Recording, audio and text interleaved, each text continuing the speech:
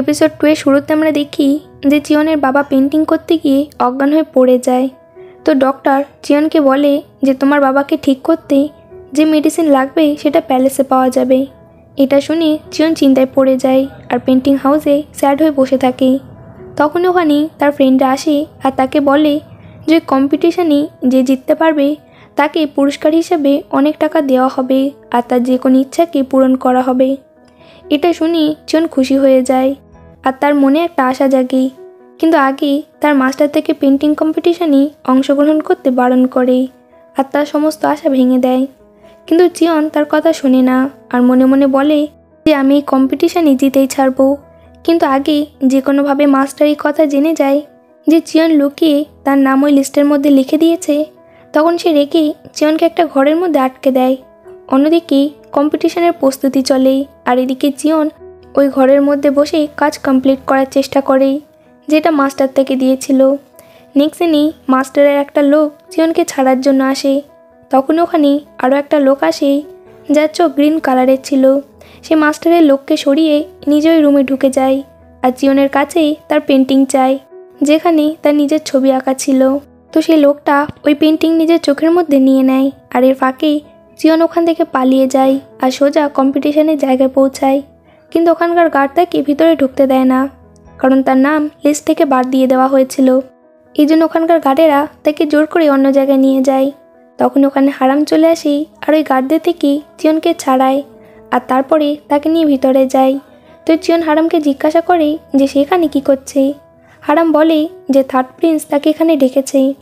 এরপরে আগে চিয়ন আর তার ফ্রেন্ডরা মিলে নিজেদের জায়গায় বসে পড়ে আর হারাম জার্জদের জায়গায়। তো এখানে হারাম যখন সেকেন্ড প্রিন্সের সাথে দেখা করে তখন সেকেন্ড প্রিন্স তাকে এখানে দেখে মোটেও খুশি হয় না।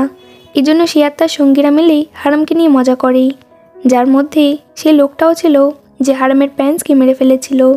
তো যাই হোক, আগে কম্পিটিশন স্টার্ট হয় আর তার রুলসগুলো বলা হয় যে কম্পিটিশান 2 দিন ধরে চলবে আর এখানে অংশগ্রহণকারীদের মধ্যে কারো নামই প্রকাশ করা হবে না। আর কেউ যদি কম্পিটিশনের পরের রাউন্ডে না যেতে পারে তাহলে জাজরা তাদের স্পেশাল পাস ইউজ করে তাদেরকে জেতাতে পারে।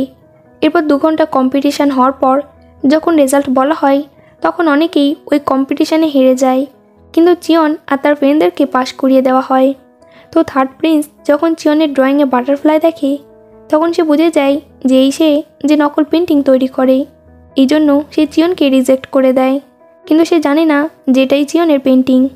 তো যাই হোক, আগে যখন চিয়ন থার্ড প্রিন্সকে জিজ্ঞাসা করে যে আপনি কোনো রিজন না বলে আমাকে রিজেক্ট কেন করে দিয়েছেন, তখন থার্ড প্রিন্স তাকে বলে যে তুমি পেন্টিং এত সুন্দর এই জন্য বানিয়েছো যাতে সমস্ত জাজদের ফিবা নিতে পারো। এটা শুনি চিয়ন তাকে বলে কিন্তু আমাদের তো বলা হয়েছিল যে আমরা যেমন ইচ্ছা তেমন পেন্টিং করতে পারি, কিন্তু আপনি আপনার পছন্দটা দেখছেন। তো চিয়নকে প্রিন্সের আগে কথা বলতে দেখে সবাই অবাক হয়ে যায়, কিন্তু এদিকে হারামের আর থার্ড প্রিন্সের চিয়নের কথা ঠিক মনে হয়। তখনই 2টো বাটারফ্লাই উড়ে এসে চিয়নের পেন্টিংয়ের উপরে বসে, যেটা দেখেই ওখানকার সবাই অবাক হয়ে যায়। তো যাই হোক, ওখানে থাকা একটা মাস্টার তার স্পেশাল পাস ইউজ করে চিয়নকে পাস করিয়ে দেয় আর ওখানকার সবাই চিয়ন আর হারামের ব্যাপারে কথা বলে যে চিয়ন হারামের গার্লফ্রেন্ড। এই জন্য হারাম তার চোখ দিয়ে জাদু করে বাটারফ্লাই 2টোকেই চিয়নের পেন্টিংয়ের উপরে এনে বসিয়েছে। তো আগেই চিয়ন হারামের ব্যাপারে তার ফ্রেন্ডের কাছে খোঁজখবর নেওয়ার পর জানতে পারে যে 20 বছর আগেই একটা পেন্টিং কম্পিটিশানে হারামের চোখ রেড হয়ে যাওয়ার জন্য সে অন্ধ হয়ে গেছিল। এরপর সেকেন্ড রাউন্ড কম্পিটিশান শুরু হয়, যেখানে সমস্ত পেন্টার্সকেই একটা করে ব্রাশ আর সাদা পেজে দেওয়া হয় আর হারাম কম্পিটিশানের থিম বলে, যেখানে সে নিজের আর চিয়নের ছোটোবেলার মেমোরির কথা বলে আর মনে মনে ভাবে যে আমি বিশ্বাসই করতে পারছি না যে তুমি নকল পেন্টিং তৈরি করো। এরপর সেকেন্ড রাউন্ডে মাত্র 6 জন পেন্টার্স পাস করে। তো থার্ড প্রিন্স চিয়নকে জিজ্ঞাসা করে যে তোমার পেন্টিংয়ে কালো পাহাড় কেন। চিয়ন বলে যে 20 বছর আগেই যখন আমি আমার দৃষ্টিশক্তি ফিরে পেয়েছিলাম তখন আমার দেখা প্রথম জিনিস ছিল কালো পাহাড়, এই জন্য। এরপর প্রিন্স তাকে তার পেন্টিংয়ে থাকা লোকগুলোর ব্যাপারে জিজ্ঞাসা করে। তো চিয়ন বলে যে 20 বছর আগেই আমার সাথে একটা ছেলে ছিল, তার মেমোরি মনে করেই আমি পেন্টিং বানিয়েছি। নেক্সট দিনই সমস্ত পেন্টার্সরা বসে খাচ্ছিল, তখনই তাদের কাছে থার্ড প্রিন্স আসে আর চিয়নকে জিজ্ঞাসা করে যে তুমি তোমার প্রতিটা পেন্টিংয়ে বাটারফ্লাই বানাও, এটা কি তোমার সিগনেচার। চিয়ন বলে যে আমার যখন দৃষ্টিশক্তি ফিরে এসেছিল তখন আমি বাটারফ্লাই দেখেছিলাম, এই জন্য আমি প্রতিটা পেন্টিংয়ে বাটারফ্লাই আঁকার চেষ্টা করি। এটা শুনে থার্ড প্রিন্স চিয়নকে একা দেখা করার জন্য ডাকে।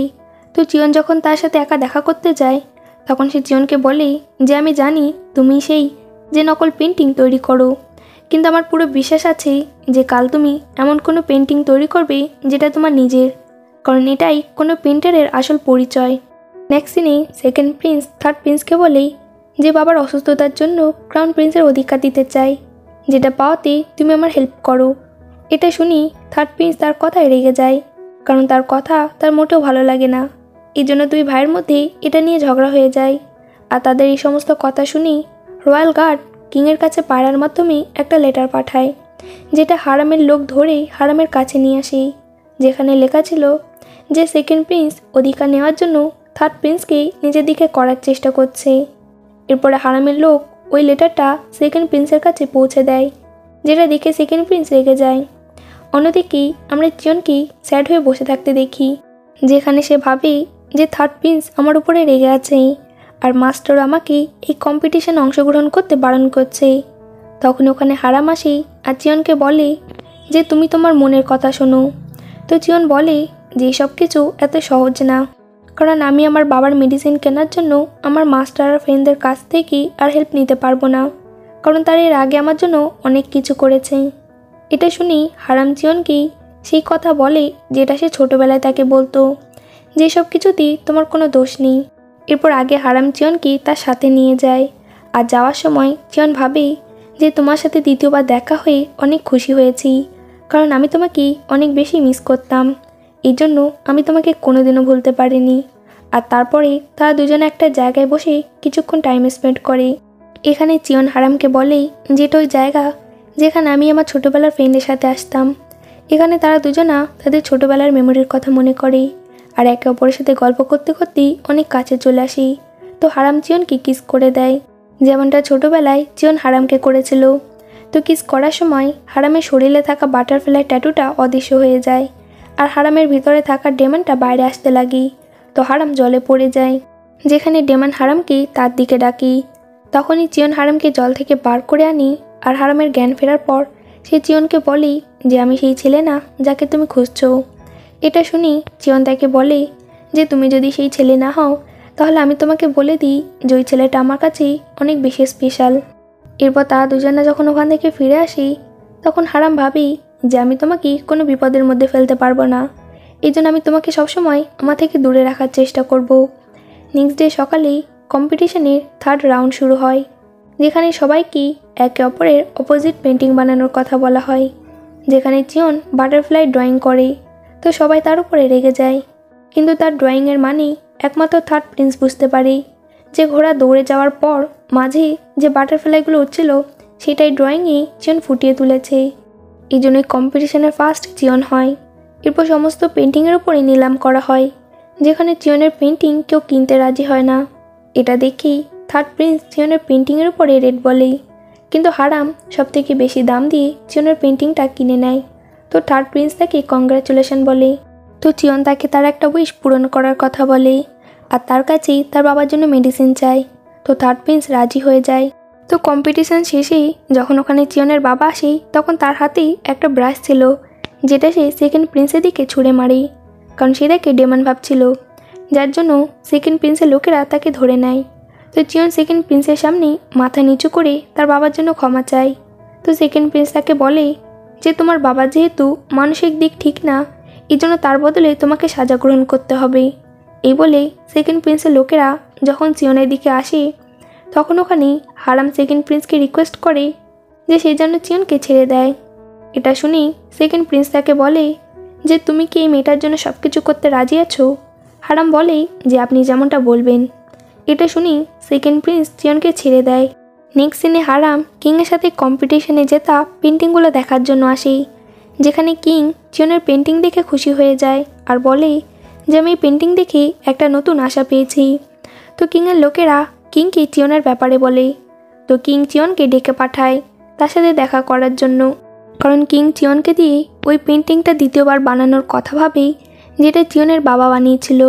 এদিকে চিয়নের বাবাকে যখন ডাক্তার দেখতে আসে তখন সে চিয়নকে একটা মেডিসিনের ব্যাপারে বলে যেটা দিয়ে তার বাবা ঠিক হতে পারে, কিন্তু মেডিসিন এত দামি ছিল যে চিয়নের পক্ষে কেনা ওটা সম্ভব ছিল না।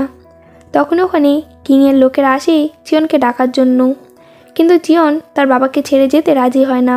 আর এই কথা যখন থার্ড প্রিন্স জানতে পারে যে চিয়ন তার বাবার জন্য প্যালেসে আসতে রাজি হচ্ছে না, তখন সে নিজের চিয়নের বাড়ি যায় তার সাথে দেখা করার জন্য। তো চিয়ন তাকে দেখে অবাক হয়ে যায়। থার্ড প্রিন্স চিয়নকে বলে যে আমি জানি তুমি তোমার বাবার জন্য পেন্টিং হাউসে আসতে রাজি হচ্ছ না, কিন্তু আমি তোমার বাবার রক্ষা করব, এই জন্য আমি চাই যে তুমি পেন্টিং হাউসে এসে কাজ করো। সে চিয়নকে আরও বলে যে আমার গ্র্যান্ডফাদারের পেন্টিং বানানো পেন্টার আর অন্য কেউ না, বরং তোমার বাবা ছিল, আর ওই পেন্টিং বানানোর পরেই তোমার বাবা মানসিক দিক থেকে অসুস্থ হয়ে যায়। এটা শুনে চিয়ন তাকে জিজ্ঞাসা করে যে তোমার এমনটা কেন মনে হয় যে ওই পেন্টিং বানানোর পরেই আমার বাবা অসুস্থ হয়ে গেছে। এটা শুনে থার্ড প্রিন্স তাকে বলে যে আমি যখন এই পেন্টিংটা দেখি তখন আমি অবাক হয়ে যাই, কারণ ওই পেন্টিংয়ের মধ্যে এমন কিছু ছিল যার জন্য আমি পেন্টিংয়ের মধ্যে হারিয়ে গেছিলাম। এই জন্য আমি চাই যে তুমি পেন্টিং হাউসে এসে সত্যটা বার করো। আর সে চিয়নকে আশ্বাস দেয় যে আমি আর আমার লোক মিলে তোমার বাবার খেয়াল রাখবো, আর তুমি কাজ শেষেই তোমার বাবার সাথে দেখা করতে পারবে। চিয়ন তার কথায় রাজি হয়ে যায় আর তার কাছে মেডিসিনের ব্যাপারে জিজ্ঞাসা করে। তো ইয়াং কালকে এসে মেডিসিন নিয়ে যাওয়ার কথা বলে, যেটা শুনি সে খুশি হয়ে যায় আর ইয়াংকে থ্যাঙ্কস বলে। এরপর নেক্সট ডে সকালে চিয়ন যখন তার মাস্টারের সাথে দেখা করে বাড়ি আসে তখন রাস্তায় তার সাথে সামসিনের দেখা হয়, যে চিয়নের হাতে থাকা পেন্টিংটা দেখানোর কথা বলে, কিন্তু চিয়ন তাকে বারণ করে দেয়।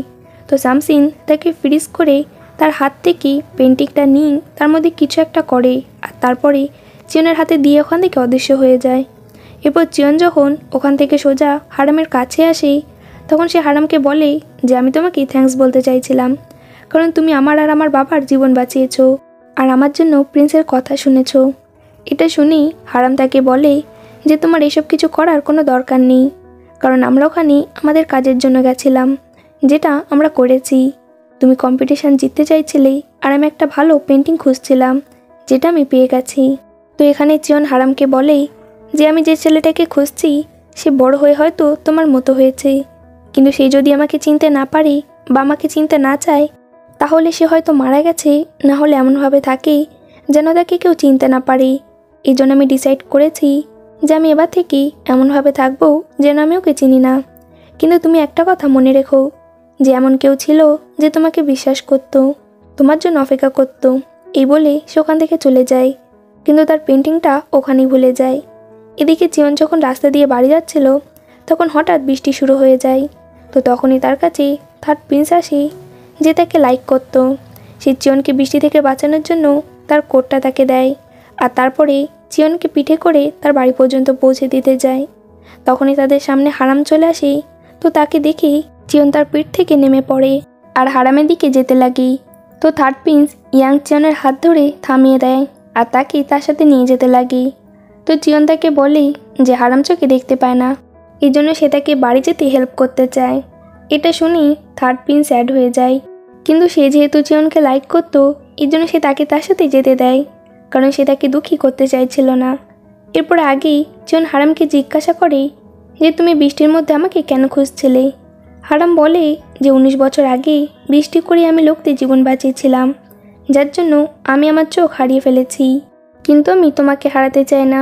আমি আমার বাবা মাকেও হারিয়েছি, যার জন্য আমি দুনিয়া থেকে আলাদা থাকতে শুরু করেছিলাম ততদিন যতদিন তোমার সাথে আমার দেখা হয়নি। আমি তোমাকে অনেক বেশি মিস করেছি, কিন্তু আমি কোনোদিনও তোমাকে নিজের করতে পারিনি। এটা শুনি চিয়ন তাকে বলে যে সব কিছুতেই তোমার কোনো দোষ নেই, এই জন্য তুমি নিজেকে দোষ দিও না। এই বলে সে ওখান থেকে চলে যায়। আর তার যাওয়ার পর হারাম মনে মনে বলে যে আমার জন্য অপেক্ষা করো, যতদিন না আমি তোমার কাছে ফিরে আসছি। এরপর আমরা রাতের সিন দেখি, যেখানে চিয়ন বাড়িতে বসে ড্রয়িং করছিল। তখন সে থার্ড প্রিন্স ইয়াংয়ের আওয়াজ শুনে বাইরে এসে দেখে যে ইয়াং তার বাবার জন্য মেডিসিন এনেছে, যেটা সে তাকে বলেছিল। এটা দেখে চিয়ন খুশি হয়ে যায় আর তাকে বলে যে আমি আপনাকে এর বদলে কিছু একটা দিতে চাই। তো ইয়াং সেটা না দেখেই বারণ করে দেয় যে তা লাগবে না। তো চিয়ন তাকে বলে যে আমি আপনার জন্য পেন্টিং বানিয়েছিলাম, কিন্তু আপনি যদি না নিতে চান তাহলে কোনো ব্যাপার না, আমি ওটা বেচেই আমার বাবার জন্য মেডিসিন কিনবো। তো ইয়াং পেন্টিংয়ের নাম শুনেই তাকে বলে যে তুমি আমার জন্য পেন্টিং বানিয়েছো, তাহলে সেটা তো আমি নিশ্চয়ই দেখব। এরপর চিয়ন যখন তাকে পেন্টিং দেখায় তখন সেটা ইয়াংয়ের ভীষণ ভালো লাগে। এরপর সে চিয়নের কাছে বৃষ্টির দিনের কথা জিজ্ঞাসা করে। তো চিয়ন হারামের কথা শুনে চুপ থাকে, যার জন্য ইয়াং বুঝে যায় যে চিয়ন হারামকে পছন্দ করে। এই জন্য সে স্যাড হয়ে ওখান থেকে চলে যায়। অন্যদিকে হারাম সেকেন্ড প্রিন্সের সাথে দেখা করতে আসে, যে তাকে ডেকে পাঠিয়েছিল। তো ওখানে গিয়ে হারাম রয়্যাল স্বামীর সাথে দেখা করে, যে তাকে ওই দিনের ব্যাপারে জিজ্ঞাসা করে যেদিন সে বৃষ্টি করানোর সময় নিজের চোখ হারিয়েছিল। সে বলে যে ওই দিন জল থেকে তাকে কে বার করেছিল। হারাম বলে যে আমার চোখ হারিয়ে যাওয়ার পর আমি অনেক কিছু ভুলে গেছি, এই জন্য আমার কিছুই মনে নেই। এটা শুনেই সেকেন্ড প্রিন্স তাকে জিজ্ঞাসা করে যে তাহলে কি তুমি ডেমন ম্যানকে চেনো না? হারাম না বলে। তো সেকেন্ড প্রিন্স রেখেই তার তরোয়াল দিয়ে হারামের গলায় রাখে, যার জন্য হারামের গলায় ছোট্ট করে একটা কাট লেগে যায়, যেখান থেকে ব্লাড বার হয়। তো সেকেন্ড প্রিন্স হারামকে বলে যে ঠিক আছে, কোনো ব্যাপার না, কিন্তু তুমি খুব তাড়াতাড়ি ডেমন ম্যানকে চিনে যাবে। এরপর হারাম ওখান থেকে ফেরার সময় রাস্তায় তার লোকদেরকে ডেমন ম্যানের ব্যাপারে খোঁজ নেওয়ার কথা বলে, কারণ এই সব কিছু তার পাস্টের সাথে জুড়ে ছিল। নেক্সট দিনে প্রিন্স ইয়াং হারামের সাথে দেখা করতে আসে আর তাকে জিজ্ঞাসা করে যে তার আর চিয়নের মধ্যে কী সম্পর্ক। হারাম বলে যে আমি আর চিয়ন একে অপরকে অনেক আগে থেকে চিনি, কিন্তু আপনি এটা কেন জানতে চাইছেন? ইয়াং বলে যে তুমি যদি সত্যি চিয়নকে ভালোবেসে থাকো তাহলে দ্বিতীয়বার যেন ওকে আর বৃষ্টিতে ভিজতে দিও না। এই বলে চলে যাওয়ার সময় সে মনে মনে বলে যে আমি চিয়নের মন জয় করার জন্য সব কিছু করতে রাজি আছি। অন্যদিকে চিয়ন তার ফ্রেন্ডদেরকে নিয়ে কিংয়ের কথা মতো যখন পেন্টিং হাউসে আসি তখন পেন্টিং হাউসের মাস্টার তাদেরকে ডেকে পাঠায় আর চিয়নকে বলে যে তুমি দিনের বেলা এখানে অফিসিয়াল কাজকর্ম করবে আর রাতের বেলা আমার সাথে কাজ করবে। এরপর চিয়ন যখন ওখান থেকে অন্য একটা রুমে যায় তখন সে ওখানে হারামকে দেখে জিজ্ঞাসা করে যে তুমি এখানে কি করছো? হারামও তাকে সেম কোশ্চেন করে, যেটাতে চিয়ন তাকে বলে যে আমি এখানে রাজার কথা মতো একটা পেন্টিং ঠিক করতে এসেছি। এই বলে সে ওখান থেকে যেতে লাগলে হারাম তার হাত ধরে বলে যে তোমার শরীর ঠিক নেই। চিয়ন কিছু না বলে তার হাত ছাড়িয়ে ওখান থেকে যেতে লাগে, কিন্তু অন্য রুমের রাস্তা সে চেনে না, যার জন্য হারাম তাকে সেই রুমে নিয়ে আসে, যেখানে সে বসে তারা দেখি লোকের ভবিষ্যৎবাণী করত। তো এখানে চিয়ন হারামকে ইস্টারের ব্যাপারে বলে। তো হারামের মনে পড়ে যে চিয়নের চোখ যখন ঠিক ছিল না তখন সে তার হাত ধরেই স্টার আঁকা শিখেছিল। হারাম চিয়নকে বলে যে এটাই সেই জায়গা যেখানে তোমাকে আমার সাথে দিনের বেলা কাজ করতে হবে। এরপর চিয়ন যখন ওখান থেকে মাস্টারের কাছে আসে তখন মাস্টার থেকে ওই পেন্টিংয়ের কাছে নিয়ে যায় যেটা তার বাবা বানিয়েছিল। সে বলে যে পেন্টিংটা বানানোর পরেই তোমার বাবা অসুস্থ হয়ে যায়। তো চিয়ন দেখে যে পেন্টিংটা অর্ধেক পুড়ে গেছে। মাস্টার তাকে বলে যে 19 বছর আগে এটা পুড়ে গেছিল, যেটা ঠিক করার জন্যই তোমাকে এখানে ডাকা হয়েছে। তো চিয়ন যখন এই পেন্টিংটার দিকে ভালো করে তাকায় তখন সে নোটিস করে যে ওই পেন্টিংয়ের ভিতর থেকে কিছু একটা বার হয়ে আসছেই, যার জন্য সে ভয়ে মাটিতে পড়ে যায়। তো মাস্টার তাকে সামলায় আর বাইরে নিয়ে আসে, যেখানে চিয়ন তাকে বলে যে আমি মানুষের পেন্টিং কিভাবে করব যাকে আমি কোনোদিনও দেখিনি। এটা শুনি মাস্টার থেকে ইয়াংয়ের কাছে নিয়ে আসে আর বলে যে ইয়াং তোমাকে ওল্ড কিংয়ের চেয়ারের ব্যাপারে বলবে, সেটা শুনেই তোমাকে পেন্টিং বানাতে হবে। এরপর চিয়ন যখন পেন্টিং বানাতে বসে তখন তার মনে পড়ে যে সে ওই পেন্টিংয়ের কাছেই কিছু একটা ভুলে এসেছে। এই জন্য সে যখন দৌড়ে ওই পেন্টিংয়ের কাছে যায় তখন গার্ড তাকে ভিতরে ঢুকতে দেয় না। তখন ওখানে হারাম এসে চিয়নকে তার সাথে ভিতরে নিয়ে যায়, যেখানে যাওয়ার পর চিয়ন তার হারিয়ে যাওয়া জিনিস খোঁজে। আর হারাম যখন ওই পেন্টিংটার কাছে আসে তখন তার ভিতরের ডেমন জেগে ওঠে, যার জন্য চিয়ন তাড়াতাড়ি তাকে বাইরে নিয়ে আসে আর হারাম মাটিতে পড়ে যায়। তো এখানে চিয়ন হারামকে ওঠানোর চেষ্টা করে, কিন্তু হারামের ভিতরে অলরেডি ডেমন চলে এসেছিল, যার জন্য সে রেগে চিয়নকে ধাক্কা দিয়ে দেয়। তো চিয়ন উড়ে প্রিন্স ইয়াংয়ের কোলে পড়ে, যে দৌড়ে ওই দিকে আসছিল। তো তারা দুজনা দেখেই যে হারামের শরীরের ভিতর থেকে কালো ধোঁয়া উপরের দিকে উঠছে আর তার রূপ আস্তে আস্তে চেঞ্জ হচ্ছে।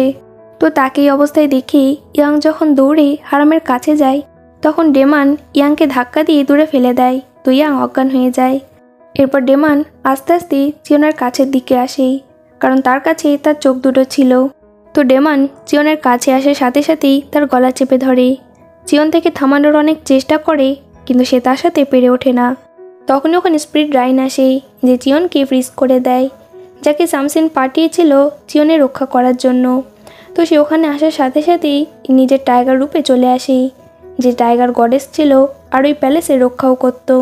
তো সে হারামের শরীর থেকে ডেমনকে বার করে তো হারাম অজ্ঞান হয়ে যায়, আর যাওয়ার আগে চিয়নকে ঠিক করে দিয়ে যায়। নেক্সট সিনে আমরা প্রিন্স ইয়াংকি আর চিয়নকে হারামের পাশে বসে থাকতে দেখি, যে অজ্ঞান ছিল।